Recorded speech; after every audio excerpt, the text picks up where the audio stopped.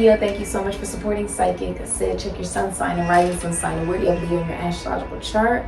All the information you're looking for is in the description box down below. Happy Father's Day to all the fathers out there, and happy summer solstice. So it will be the first day of summer today, as well as it's going to take the sun the longest to rise and set today. The longest journey for it. Let's get right into it to see what type of abundance and energy is going to be coming your way, Leo. Alright. How will the summer solstice be impacting Leo? Okay, Leo. 1, you already are a very masculine energy. Narcissism actually exalts itself in Leo, but begins in Taurus once one knows its self-value, right? The way that this summer solstice is actually going to be impacting you is you're going to be releasing patriarchal beliefs. Also, like it's no longer going to be just helping. It's no longer going to be helping all while looking at women as if they're a little bit not as powerful, right? Or almost that they do not have the same value as men. Actually, women hold so much value that men actually come from women. The male gods come from the female god, Gaia. There's going to be an appreciation that comes from that through the forgiveness of one's old belief system. Forgiving yourself for thinking a particular way provides you the strength to love yourself completely, because you have feminine and masculine energy within yourself. You're realizing that life is also love. And if everything's life, then everything must also have love. And there is polarity, there is darkness, and there is light, right? But also realizing that happiness comes from when you are in complete alignment with your soul's calling. It is the weak who cannot forgive, right? Forgiving ourselves for the times where we weren't so amazing and kind to ourselves, and then having changed action, holding ourselves accountable, taking accountability. Mahatma Gandhi is the energy that you will be being submerged in. I'm actually hearing it's being like completely submerged in.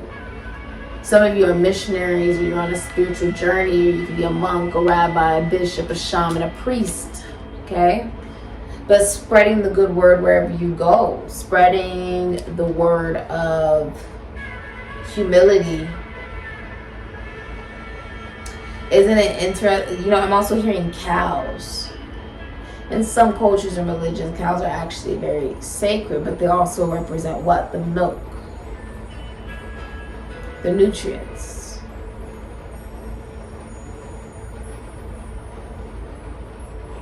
Each of our purpose is to be able to each one teach one. To realize that the power was already within you. For you to empower yourself, for you to see your greatness.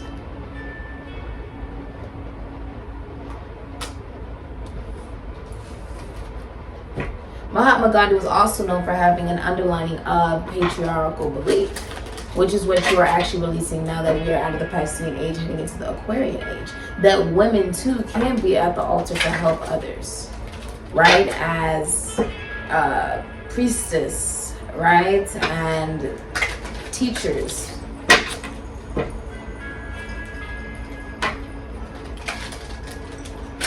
That they too can be shamans. You coming to this reading is proof of that. Women were pushed back while men were pushed forward because they believe that women should not be at the altar. You know, when women menstruate, we should not be at the altar, is what they believed. There is a releasing of that, of there needs to be a choice.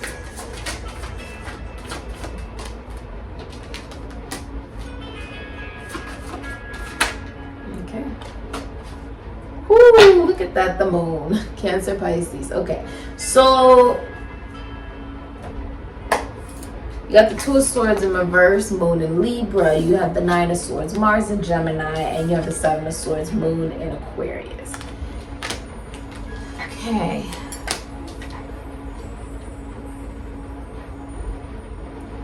There's a breaking of silence of one's heart, of what you truly desire, what you truly want. You're making a decision. With the Two of Swords, this is like dual loyalty and lack of communication. And in reverse, this is actually a blocking of the heart chakra.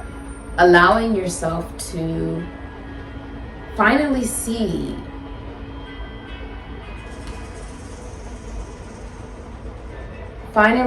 what brings you that sense of joy and confidence. What type of relationship that looks like, right? The relationship with yourself. You realize that you may not know absolutely all the truths, right? Of the connections that have worked, the connections that have not worked. But what you do know is your own truth. With the Nine of Swords, Mars and Gemini, I'm seeing like there's a messenger. The message is coming from the snake, right? Where if you were worried or you had depression, anxiety, nightmares, you weren't able to sleep, or you felt guilty, or you had a guilty conscience, there's a sense of adaptability because the ship has came in, the message has come in loud and clear. Cancer, Pisces, Scorpio. You see, even in the Garden of Eden, they were being actually warned by the snake that you are much more divine than you realize. And this is something that maybe you have always worried about. I must keep my gifts a secret, my gifts, my abilities a secret, and miss out on opportunities that could bring me abundance because I'm worried about how that may be seen, not only by others, but by myself. If I really see how powerful I am, that's terrifying as an individual, right? But this is about coming clean with yourself, Moon in Aquarius. Yes, you have gifts and abilities, and it's selfish for you to hide them simply because you're not sure how others will perceive that. This gives you the ability to face that fear with the moon. You are being highly discussed by others as you open up your heart to these newfound abilities. Also, if somebody was cheating, right, they get caught. Moon in Aquarius, they get caught. Or they come clean. They feel guilty and they come clean about it.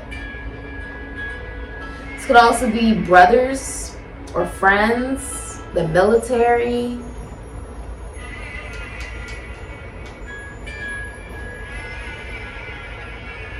Someone has a secret love. With the Seven of Swords, this is like a short-term relationship coming to an end and being revealed. I would rather be single than deal with something short-term or with lying and cheating and stealing. Because if that's what's going on, it still comes out. Either you're just dealing with someone who could be a psychic, someone who's extremely intuitive or works with emotions, prisons, institutions, asylums. This could be a sex worker. The moon can even be a detective, someone who's able to see through the illusions, or somebody who literally works with the moon, which would mean that they work with psychic ability. Your intuition tells you that there's nothing for you to worry about because you know your truth. Your truth is your calling stems from one's heart. You see the ascension, how life is circular. Life goes through many planes upwards. You're going up the stairs because you see clearly with the mirror. If you look, there's actually snakes. Well, not snakes. There's snakes in this one, and then there's an earthworm here. And then there's time. The body, I don't know if you can see that, but the body is actually created in the back, showing one's humanity. Which is why you have stars like the Star of David, right? One going up, one going down. And then you have paragraphs and diagrams of this. So many different theories have been lost simply because people didn't want to listen to them because of who it was coming from. You're going up the stairs. Life is circular, which means that each time you go up, each time you go around, you're going up another plane, you're going up another plane, you're going up the stairs. Like Jacob's ladder. It's going up the stairs. It's an ascension. Seeing yourself clearly with the mirror. Now, of course, this is also feminine energy. We only use 10% of our brains. We've only seen 10% of the sea, of the ocean, which is the same as above, so below, as it is, so it is within, so without. The ocean also representing the blackness of space, a woman's womb. Now, what we're getting to is, yes, Piscean age is also sorrow and surrender and patriarchy, correct. But it can also be seen as the mystics and the psychics and the shamans in the past lives, and also being connected to psychic ability. Being able to surrender the illusion that there isn't a sense of duality.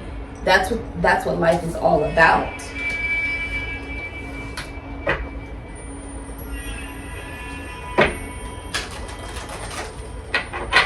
This is an ascension, the end of a short-term relationship. If someone was lying, cheating, stealing, thieving, they do get caught, or they do become clean because they feel guilty. I see a message coming in, a message of truth from the snake. I see dolphins, a lot of intelligence. Atlantis and Lemuria could be significant. You could have Scorpio in your chart. Your soul's journey, 21, the world, end of a 30-year cycle. Aquarius, Taurus, Leo, Scorpio, Sagittarius, and Capricorn. I don't know why it says Sagittarius, but you may have that in your chart. It's actually Aquarius, Taurus, Leo, Scorpio, Capricorn, Taurus, and Libra, the Empress. So some of you are pregnant and giving birth. Living from soul opens me to the magic that exists when I surrender to divine manifestation on its own terms and timing. Knowing everything will happen when the time is correct.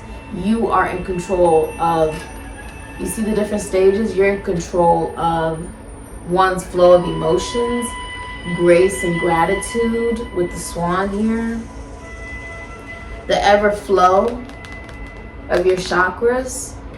Gemini, Virgo, Pisces, Aquarius, Libra, Virgo, Aries, Cancer, Pisces, Sagittarius, and Ophiuchus. I also see butterflies out here, Scorpio. You're in charge of your own transformation and allowing the magic to happen as you manifest and surrender to the divine, to the divinity of you. Being pushed through the birth canal of a new life. You work from home, or you own your own business, or you're a drop dead gorgeous woman inside and out. You always win because you're in competition with nobody. You know your value and you receive the abundance that is meant to come towards you. I see a lot of you are focused on work. You're focused on yourself. You're focused on what emotionally fulfills you. I see you focused on you. You also have there's a secret love. Someone's secretly in love with someone. Or someone's secretly in love with you. Maybe they see you on the World Wide Web. This has been your reading, Leo. You don't even look the same. You don't even act the same. This is beautiful. I feel like you're taking extremely good care of yourself and you're happy. This is beautiful. I say, Leo, if you like a personal reading, information is linked down below. I say.